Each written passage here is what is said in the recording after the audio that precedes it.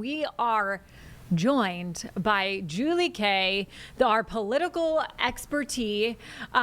Julie, you did interview a bunch of people today on Flashpoint, but really what we're talking about is Lindsey Graham's seat. Right now, his sister is taking that position, but is it the end of this week they have to file for that? Or Tuesday, but we're really getting a clear picture at this point. There could still be some surprises next week. Sure. But at this point, we're finally getting a clear picture of a very crowded primary that we're looking at.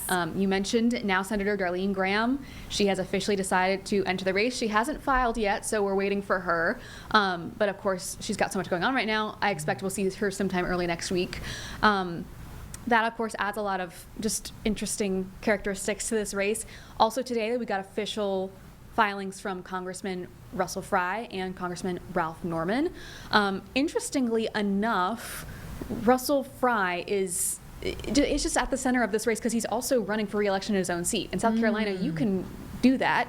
You can run for both. You can't have both. So if he were to win this, there would then be a special election for that other seat. At the same time, there's a couple people that we're still waiting on. Former governor we're still waiting on. We did get official updates from Mark Lynch. That was Lindsey Graham's primary challenger in the initial primary. So this is just it's a crowded race so far. We got 7 names right now, 2 more that we're expecting at least. So we still could have a chaotic couple days ahead, and this is going to move very, very quickly. Yeah. Okay, so you did speak with political science professor Scott Huffman.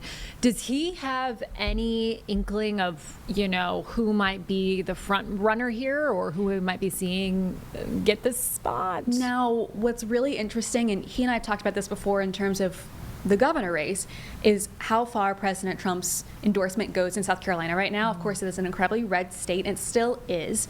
But, President Trump's approval rating is not where it was last time we had a big election. And so it's going to be really interesting to see if that is a hindrance or if it's just not as much of a boost as we'd see. He has endorsed Darlene Graham. She has no political experience and she doesn't have the name recognition other than, of course, Graham, compared to some other candidates who have either been governor, been a U.S. congressperson, have really held these big offices before, and people are going to recognize seeing their name on a ballot. Now, let's say, especially with how many people we have in this race, there could easily be a runoff if not enough people get enough votes. And so that's going to be, if needed, 2 weeks after. Say if Darlene Graham is in that runoff, then that endorsement might come more into play and give her that extra boost, is what he is, predicting. It might be one of those, if it comes down to the wire, especially with maybe 9 people in this race, those extra votes do count, but it may not be as much of a boost as we've seen prior. I do want to say, too, I'm wondering, because sometimes it is hard to get voters out just in these, not primary elections, but what am I trying to say? Really any non-presidential election. Yes, really any non-presidential election. So I'm wondering, does anyone know what the feel is from voters in South Carolina? Are they well aware of this? I mean, I know, we're doing our due diligence and speaking about it, but is there a push for this in South Carolina? That's a great question, too, and it is going to be interesting to watch, especially, how many people do come out, given anyone except for people who voted in the Democratic primary can vote in this election. So most people are eligible in the state of South Carolina to vote. I'll be curious because of just the fact that it is on a national stage too. Yeah. Lindsey Graham was so famous in his own right. He had held this seat for 20 years and had, for a decade prior been in national public service to the state of South Carolina. So he was so public in his own right and so closely tied to President Trump. In fact, Scott Huffman touched on this.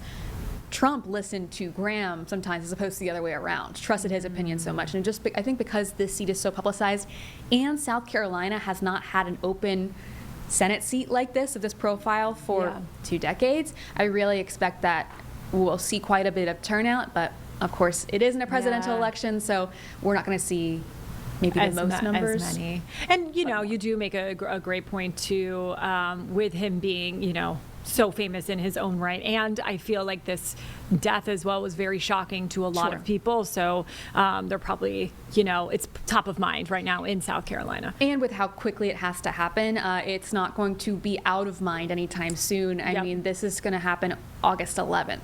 Right. So, I mean, it is right around the corner.